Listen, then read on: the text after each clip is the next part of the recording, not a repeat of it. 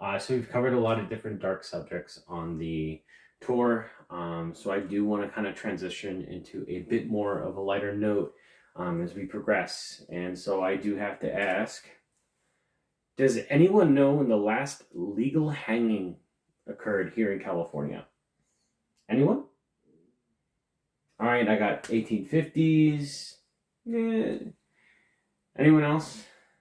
1920s? Oh, you're a lot warmer. You're a lot warmer. I'm here to tell you guys that it happened in 1937, and the crime that led to that hanging occurred in this very town, right where we are standing. So John and Melvie McNeil were wonderful figures around the town. John was the local blacksmith. He contributed a lot. Melvie, a devoted mother to 3 children. Perfect, beautiful family.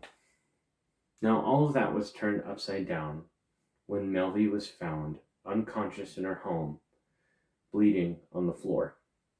Their entire house was disheveled, what appeared to be a robbery gone wrong. All right, so Melvie goes and is sent to the hospital where she unfortunately passes, bleeding out from what is found to be a 3-inch skull fracture with blows delivered from a blunt object.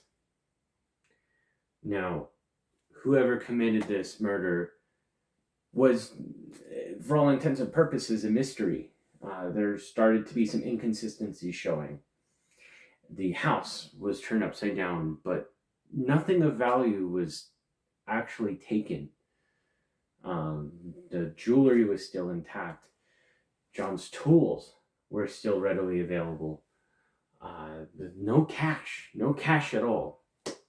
Everything was found and accounted for, with the exception of the rolling pin located where any rolling pin is in the kitchen, where Melvie was struck. Now, furthermore, in arguably the most damning piece of evidence, doesn't get worse than this, from the point of getting transported to the hospital to the point of her passing, Melvie had actually woken up, gained some level of consciousness 3 times. And each of those 3 times, she named her assailant, her own husband, Mr. John McNeil himself. He was very quickly convicted of murder and sentenced to hanging. Now, from the time that he was accused to the time that noose was around his neck, John had swore up and down, no, I love my wife, it wasn't me. And maybe it was true, maybe not, but before we go and make that verdict for ourselves, I want to go around and show everybody a picture of John's mugshot. And maybe you can go and make some assumptions yourself.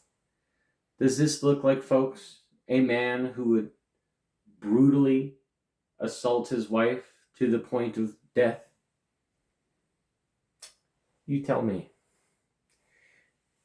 Now, folks who own this building right behind us have in fact reported actually seeing a female apparition in the building before, and as a matter of fact, the location in which she was seen would have been in fact the McNeil's kitchen where she was murdered. So let's all go and draw our own conclusions. Let's say goodbye to Miss McNeil, because we do need to go and end our tour on a pretty strong note. So with our final goodbyes, please follow me.